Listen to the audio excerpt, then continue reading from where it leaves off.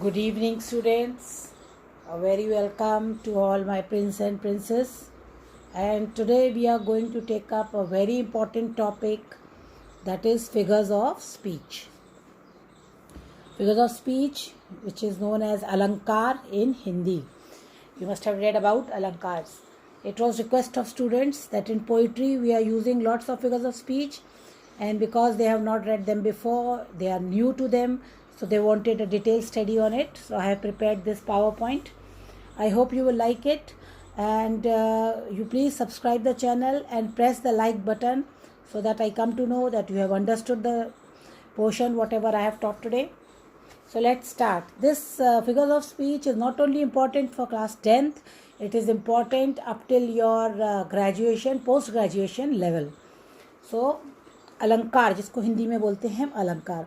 Figures of speech are extensively and effectively used in poetry. They are used in poetry because प्रभाव बनाने के लिए, poetry में प्रभावित करने के लिए इसका यूज़ किया जाता है.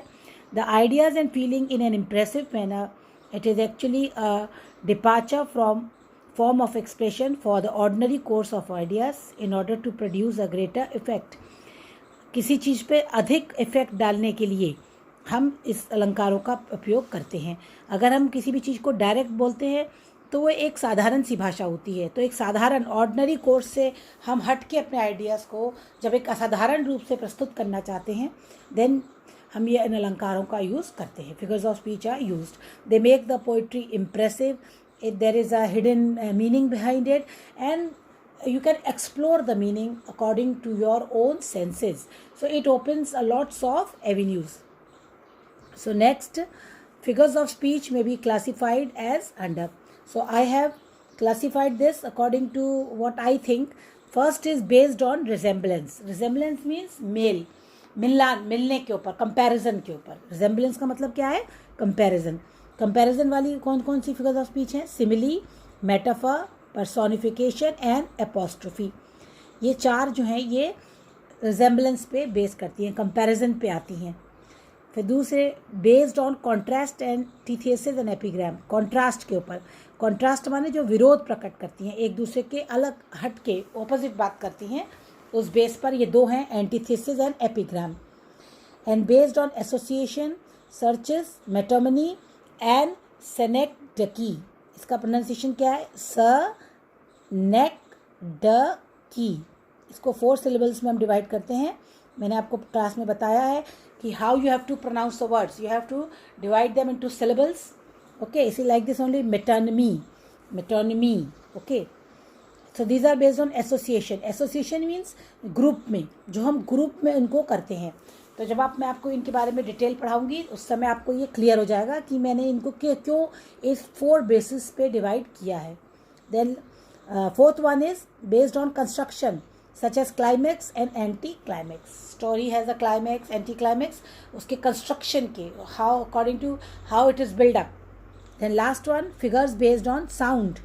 साउंड के आधार पर they are pun, alliteration, onomatopoeia. These are the 3 based on sounds. So when we will read all the detail about them, before that you should know that they are classified under this. Next is simile. Next is first which we have taken up is simile. इसको हिंदी में हम उपमा अलंकार कहते हैं. I have written Hindi form also so that you can easily relate it and remember it. कि ma'am ने क्या समझाया है, इसको आपको रिलेट करने में आसानी रहेगा. Figure of speech which is used to compare two different things having a common quality. Two different things. बहुत important है कि the things should not be same. They should be different entirely, but they should have only one common thing. जैसे in a simile, comparison is made between two objects of different kinds which have, however, at least one point in common. The simile is introduced by such word as like, as or so.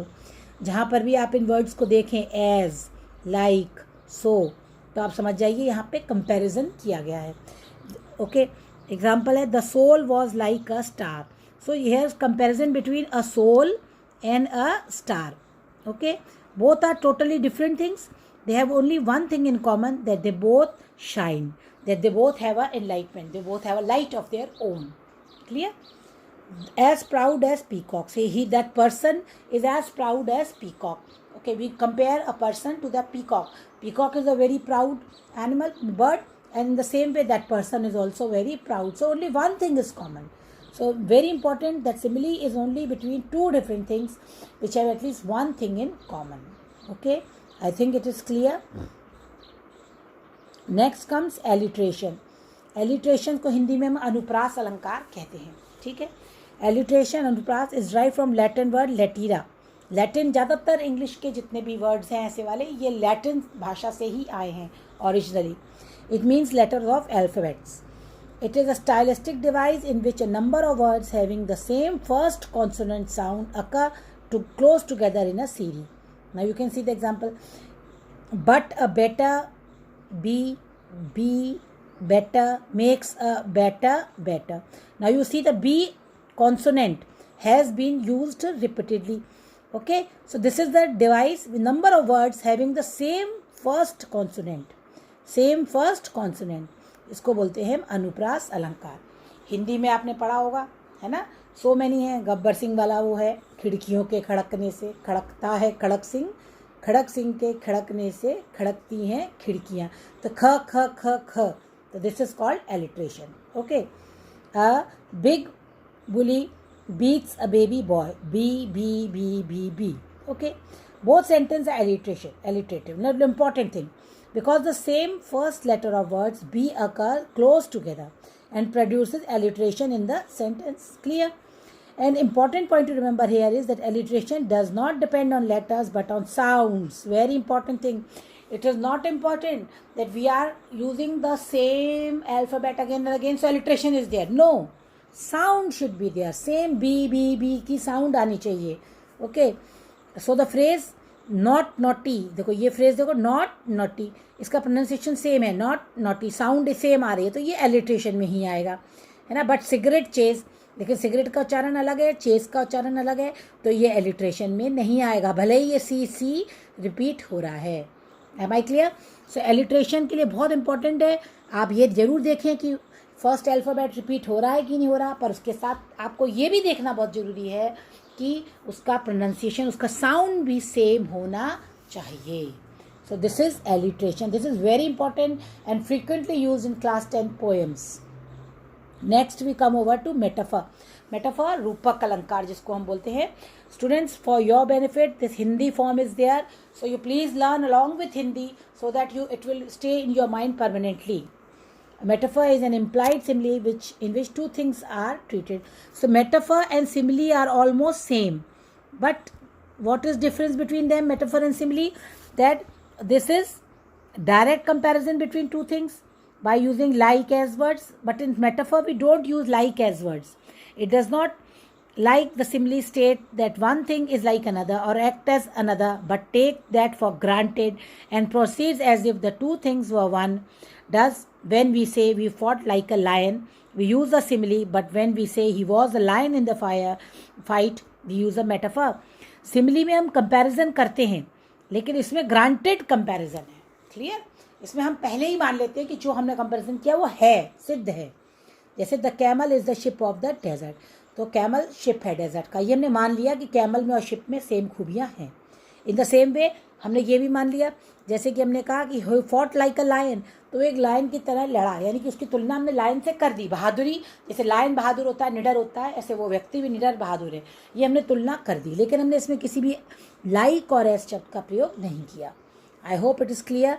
Life is a dream, life की और dream की तुलना कर दी, दोनों एक स्वप्न के समान है, तो ये क्लियर है. मेटाफर और सिमिली को अच्छे से समझ लीजिए. They are very common and they often asked in the exams. Okay. Next is enjambment. ये आपको मैंने अभी जो पोएम पढ़ाई थी latest, tiger in the zoo, उसमें इंजैममेंट का यूज़ था, तो शायद इसीलिए बच्चों को ये चीज़ नई लगी और थोड़ा सा उनको लगा कि इसको हमें और अच्छे से पढ़ना चाहिए. तो enjambment lines usually do not have a पंक्ति. इंजैममेंट क्या होता है? सबसे पहले हिंदी में इसको बोलते हैं अपूर्णान्वय. हिंदी में है इसको अपूर्ण, जो चीज़ इनकम्प्लीट है, यानी कि जो सेंटेंस हमने एक सेंटेंस लिया उसको अपूर्ण छोड़ दिया, उसके आगे उस सेंटेंस को कंटिन्यू किया। पोएम में ये स्टाइल बहुत कम मिलता है कि आपको पूरे पूरे लॉन्ग सेंटेंसेस मिले। लॉन्ग सेंटेंसेस आपको टेक्स्ट में मिलते हैं, कहानियों में मिलते हैं, पोएम में बहुत कम है मिलना। तो जब ये पोएम में इस टाइप की फिगर ऑफ स्पीच का यूज़ किया जाता है, इसको बोलते हैं हम enjambment. Okay, enjambment lines usually do not have punctuation mark at the end. इनके एंड में आपको कभी भी फुल स्टॉप कॉमा नहीं मिलेगा। इसकी पहचान करना आपके लिए, उसके लिए है ये। It is running on off a thought from one line to another without final punctuation, और एक ही विचार को वो कंटिन्यू करके फर्स्ट लाइन से सेकेंड लाइन में ला रहा है। It is use in poetry to trick a reader. Poet को जो रीडर है उसको ट्रिक करने के लिए, उसको थोड़ा सा पजल करने के लिए किया जाता है। Poet lead their readers to think of an idea. वो आपको मजबूर कर देते हैं कि उनके आइडिया पे सोचें। Then move to the next line giving the idea that conflicts with it. जैसे उन्होंने आपको फर्स्ट लाइन में एक आइडिया दिया और दूसरे लाइन में उन्होंने अपना विचार दिया, और आपका आइडिया और उनका आइडिया कन्फ्लिक्ट करेगा, उसमें कहीं ना कहीं मतभेद होगा। तो ये ट्रिक है पोएम्स को इंटरेस्टिंग बनाने की और ज़्यादा इम्प्रेसिव बनाने की। Poets can achieve a fast pace और rhythm by using enjoyment. Poem को जल्दी पढ़ने में, पोएम को फास्ट रिदम लाने के लिए भी यूज़ किया जाता है। Multiple ideas can be express by using semicolon, period और कॉमा। और मल्टीपल आइडियाज अगर देने हो तो वो सेमीकोलन, कॉमा इस सब का यूज़ करेगा, जिससे एक ही आइडिया को वो कंटिन्यू करता है।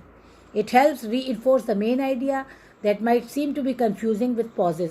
तो एक मेन आइडिया को समझाने के लिए उसने ये इंजैबमेंट का यूज़ करते हैं विदाउट एनी पॉजेज। ठीक है। It can be different in different songs में, पोएम्स में होता है। It help the reader to continue thinking about the idea which is expressed in one line and which continues through the next. Small short examples दिए हुए हैं। I think I had never seen. अब आपको देखो छोड़ दिया कल्पना करने के लिए। I think I had never seen, क्या नहीं देखा। अब आप सोचने लग जाएंगे, आपके दिमाग में बहुत सारी चीज़ें आएंगी कि क्या चीज़ हमने नहीं देखी। आपका उसने ओपन अप कर दिया आपके माइंड को। अब आगे वो कहता है a verse as beautiful as a flower. ऐसा खूबसूरत वर्स मीन्स एक स्टैंजा, एक किसी भी पोएम की 4 line. As beautiful as a flower, देखिए इसमें सिमली एक और आ गई, सिमली का यूज़ भी हो गया। तो ये इंजैबमेंट्स हैं, इसमें लॉन्ग लाइन को यूज़ किया गया। Autumn showing off colours slowly letting the splendid colour. So you see how the poet beautifully he has used these enjambments. Now I think it is clear to you. Next we will go to our satire, irony, pun. ये 3 चीज़ें हैं. They are very commonly used in reader also, in literature portion also, poetry also.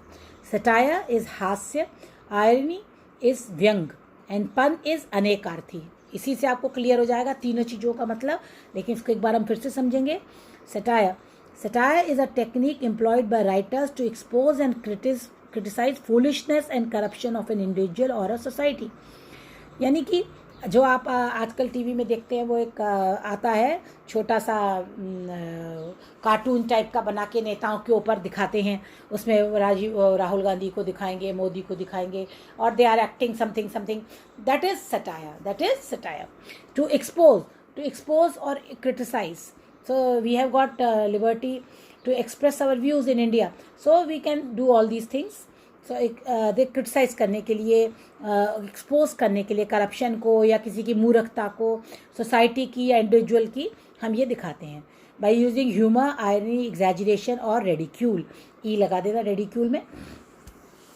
I think it is clear कि what is satire. तो ये एक तरह के कटाक्ष होते हैं, हास्य व्यंग होते हैं जो हम लोगों के ऊपर करते हैं. सटायर आइडिया इंटरलिंक, दोनों बहुत इंटरलिंक हैं, आपस में जुड़े हुए हैं.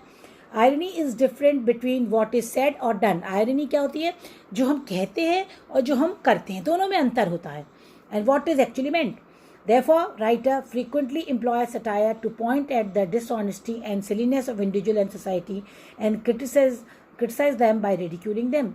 आयरनी में क्या होता है कि हम कहते हैं वाह वाह बादशाह आ गया. मतलब ये नहीं है कि वो व्यक्ति बादशाह है, मतलब कि भिखारी है. दैट पर्सन इज उसको हम कहना क्या, उसकी असलियत क्या है कि वो भिखारी है, सबसे मांगता ही रहता है. लेकिन उसको हम आयरनी करने के लिए हम उसको बोलते हैं अरे वाह देखो बादशाह आ गया. तो ये एक व्यंग है. समझ में आ गया व्यंग. तो दोनों बहुत सटायर और आयरनी आपस में जुड़े हुए हैं. इनको बहुत क्लोजली अंतर करना पड़ेगा आपको। पन क्या होता है? पन is a joke that makes a play on words. शब्दों का खेल है, अनेकार्थी। एक ही वर्ड को आप कई शब्दों में कई अर्थों में यूज़ करते हैं। A pun make use of words that have more than one meaning or words that sound similar but have different meaning to humorous effects. Humorous effect लाने के लिए एक ही वर्ड को जिसके सिमिलर साउंड हो उसको अलग अलग तरीके से यूज़ करना। जैसे she had a photographic memory but never developed it. यानी कि उसके पास एक बहुत अच्छी फोटोग्राफिक मेमोरी है पर उसने कभी उसको डेवलप नहीं किया। यानी कि जैसे कि हम रील को धोने के बाद डेवलप करके उसकी पिक्स बनाते हैं, तो ये उसी के ऊपर एक पन है कि उसकी ऐसी मेमोरी है लेकिन उसने कभी उसको she has never use a talent, ये कहना चाहते हैं सीधा सीधा। तो these are the very important things to understand. Satire, irony, pun. जब हम आप लिटरेचर पढ़ते हैं तो आपको ये चीज़ें आनी चाहिए, then only you can enjoy the literature. अब पन का ही थोड़ा सा और बताया मैंने। पन एक नाउन होता है, an amusing use of word that can have two meanings or of two different word that sound the same. जैसे कि एक एग्जाम्पल मैं आपको देना चाहूँगी, इज़ लाइफ वर्थ लिविंग, ये एक पन है। और फिर उसके आगे क्या कहता है? It depends upon the liver. It depends upon the liver, liver पे डिपेंड करता है। अब आप देखिए कि हमने क्या क्या सोच डाला जब उसने कहा कि इज़ लाइफ वर्थ लिविंग, क्या जीवन वाकई जीने लायक है, हमने ये कहा। लेकिन उसके आगे हमने एक लाइन जोड़ दी, it depends upon the liver, ये आपके लिवर पे डिपेंड करता है। तो अब आप देखिए कितना इसमें मजाक, कितना हास्य भंग। एक शब्द से हमने कई अर्थ निकाल दिए। तो दिट इज़ व्हाट इज़ पन, यू शुड नो दिस, है ना। N ambassador is an honest man who lies abroad for a good of his own country. Ambassador कौन है? एक ऑनेस्ट मैन होता है जो झूठ बोलता है विदेशों में अपने देश के भले के लिए। तो उसको हम एक तरफ कह रहे हैं कि वो गुड मैन है, लेकिन एक तरफ वो कह रहे हैं कि झूठ बोलता है। तो ये एक पन है। क्लियर?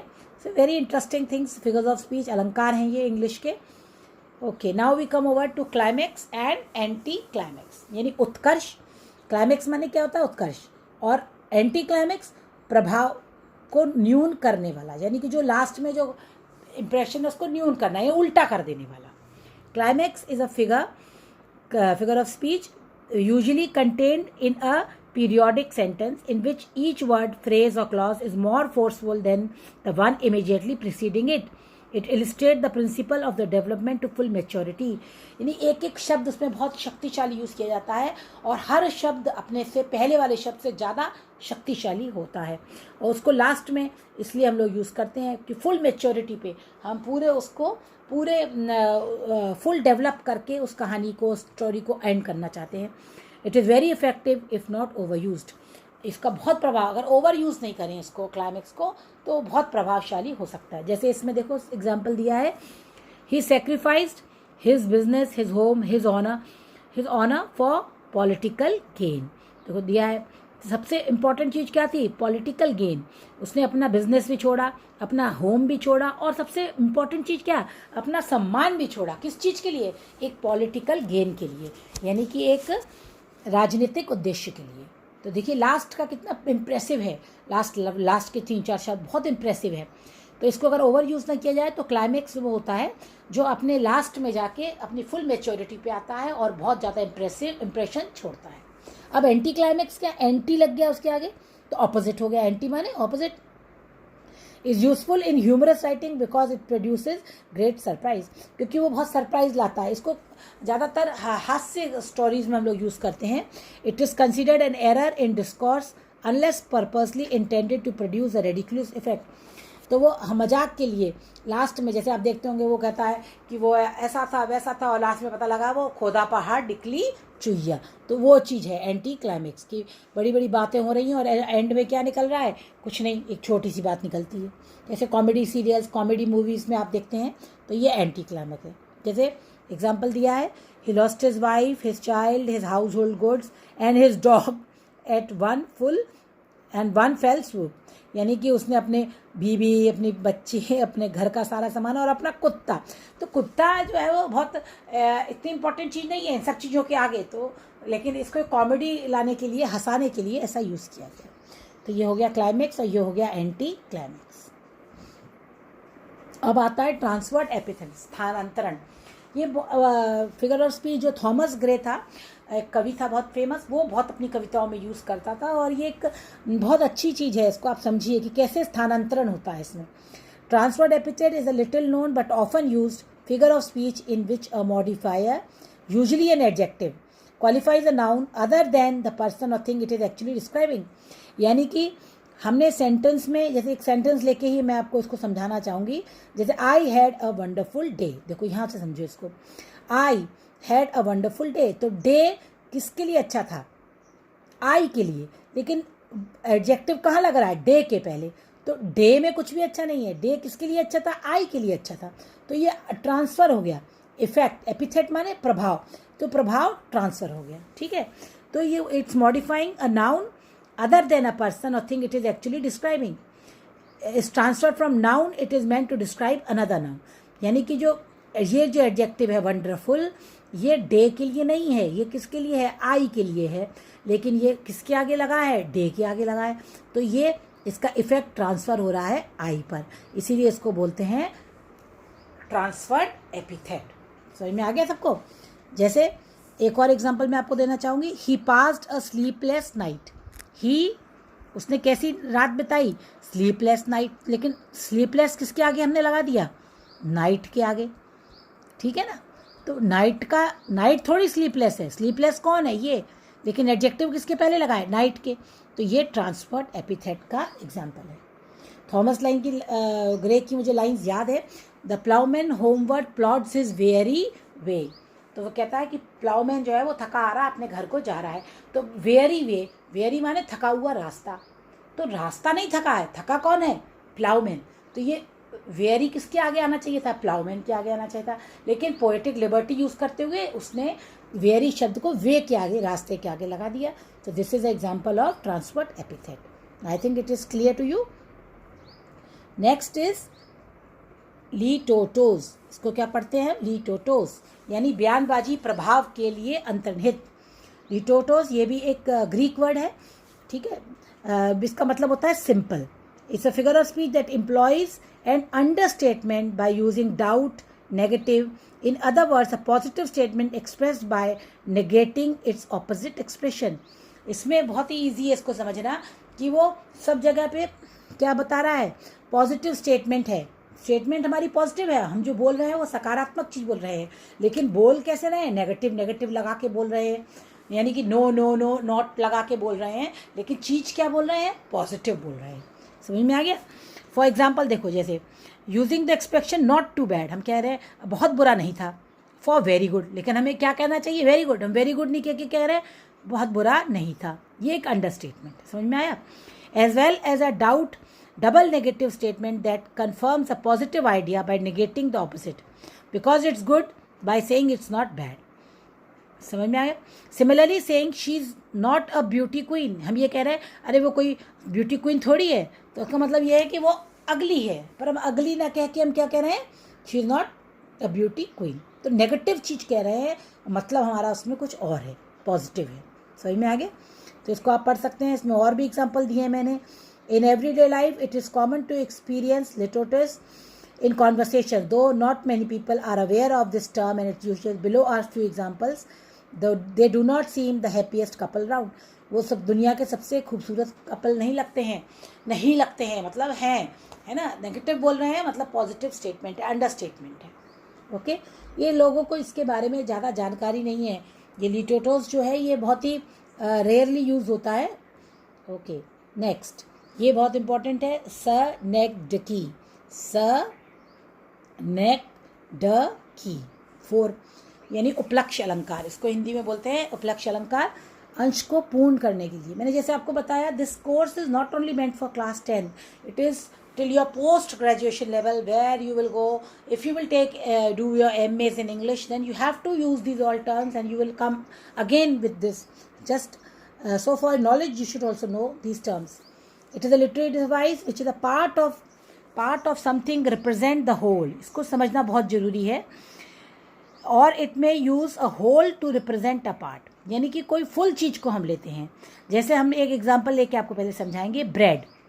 जैसे हमने कहा ब्रेड, तो यहाँ ब्रेड का मतलब एक खाने वाली ब्रेड से नहीं है, ब्रेड का मतलब पूरा फूड, ब्रेड का मतलब क्या है? फूड। जैसे हमने कहा कि may also use larger group to refer a smaller group और वाइस वर्सा, यानी हम ब्रेड से पूरे दुनिया के फूड को भी कर सकते हैं, एक छोटे ग्रुप को भी कर सकते हैं। It may call a thing by the name of the material it is made of, उसी में से किसी चीज़ के नाम से हम चीज़ को बुलाएंगे, ठीक है। जैसे the word bread refers to food और money, writing is my bread and butter, जैसे यहाँ पर वो कह रहा है राइटिंग मेरी ब्रेड एंड बटर है, यानी राइटिंग ही मेरा पैसा है, राइटिंग ही मेरा जीवन चलाता है, तो राइटिंग ही मेरा मनी है, राइटिंग ही मेरा खाना है। समझ में आ गया? तो ब्रेड एंड बटर यहाँ पर क्या है? ये सेनेक्डोकी है, क्योंकि ये पूरे ग्रुप को, पूरे खाने को, पूरे पैसे को रिप्रेजेंट कर रहा है। लेकिन इसमें इंपॉर्टेंट चीज़ क्या समझना है कि जो उसमें से ही, उस ग्रुप में से एक शब्द को लिया जाता है। सेनेक्डोकी में क्या होता है? ग्रुप में से, जैसे खाना, तो खाने में से हमने एक शब्द ले लिया ब्रेड। अभी जब मैं आपको मेटोनमी पढ़ाऊंगी तो आप इन दोनों का अंतर समझना पड़ेगा आपको कि सेनेक्डोकी में क्या है कि हमने उसी ग्रुप में से एक वर्ड को ले लिया। समझ में आ गया? हाँ, जैसे word grey beard, grey beard माने ओल्ड मैन, तो ग्रे बियर्ड, ग्रे माने सफ़ेद, तो सफ़ेद बाल, सफ़ेद बाल से हमने पूरे ओल्ड मैन को, पूरी ओल्ड एज वाले लोगों को ले लिया। तो लेकिन हमने ये शब्द कहाँ से लिया? उसी ओल्ड एज के ग्रुप में से हमने एक शब्द को लिया है। क्लियर? तो ये सेनेक्डोकी है। नेक्स्ट हमारा है मेटोनिमी। मेटोनिमी देखो, इसके तुरंत बाद आया है लक्षण अलंकार। इसमें लक्षण होते हैं, ठीक है। लक्षण कैसे? जैसे अभी हमने बताया आपको सेनेक्डोकी में कि हमने ग्रुप में से एक वर्ड को लिया, ब्रेड वाले वर्ड में से हमने एक वर्ड ले लिया। लेकिन इसमें क्या हो रहा है? A word name expression used as a substitute for something else with which it is closely associated. यानी Washington is a metonymy for the US government. Washington US government का एक metonymy है। क्यों? Washington मतलब उसी का यूनाइटेड स्टेट्स का ही part है। तो हमने ये जो वर्ड है ये एक सब्स्टिट्यूट है यूएस का, ठीक है। लेकिन ये यूएस का वो नहीं लिया हमने, यूएस में से एक पार्ट ले लिया। ये एक केवल उसका एक वर्ड नेम या एक्सप्रेशन ले लिया जो उस पूरे को सब्स्टिट्यूट कर रहा है, जो उसके स्थान पे हम यूज़ कर सकते हैं। सुनिए, अब देखो सेनेक्डोकी क्या होती है? Refers to a thing by the name of one of its part. For example calling a car a wheel, तो अगर जैसे हमने इसमें से कार है तो कार में से हमने सेनेक्डोकी क्या ले लिया? व्हील ले लिया, उसका एक पार्ट ले लिया कार में से, ठीक है। तो ये हो गया होल। पर लेकिन मेटोनिमी में क्या होता है? We use to describe another thing which is closely, कोई भी ऐसी चीज़ ले लेंगे जो उससे क्लोजली लिंक हो। द वर्ड क्राउन, तो क्राउन हमने ले लिया, क्राउन का मतलब राजा। क्राउन कौन पहनता है? क्राउन माने मुकुट, मुकुट कौन पहनता है? राजा।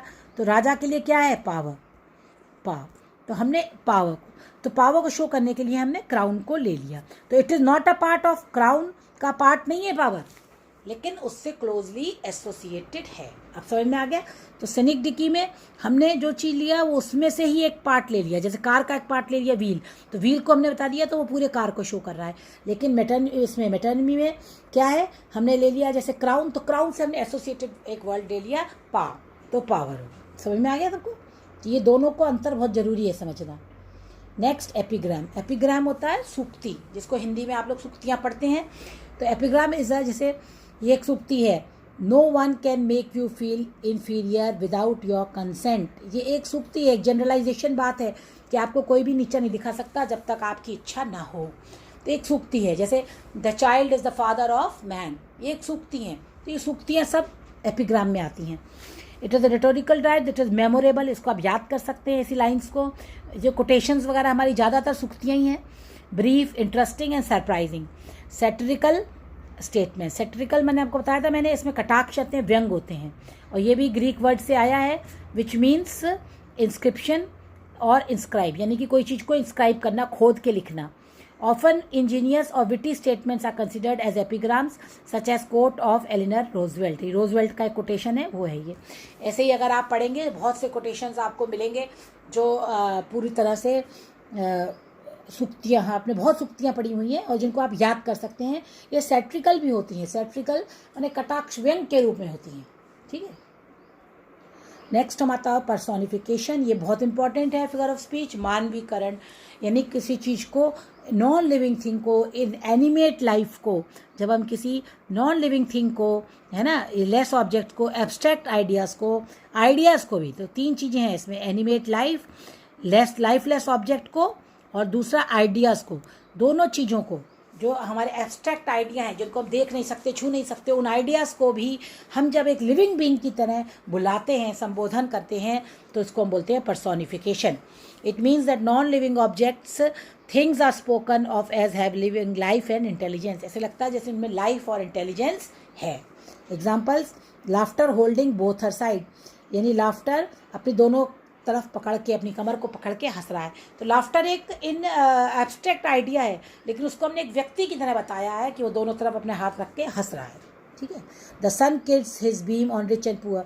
जो सन है वो अपनी रोशनी रिच और पुअर पे एक से चमकाता है. तो सन कोई नॉन लिविंग थिंग है, लेकिन उसको हमने एक लिविंग थिंग की तरह किया है. तो ये मानवीकरण है. नेक्स्ट आता है एपोस्ट्रोफी. ये भी संबोधन है.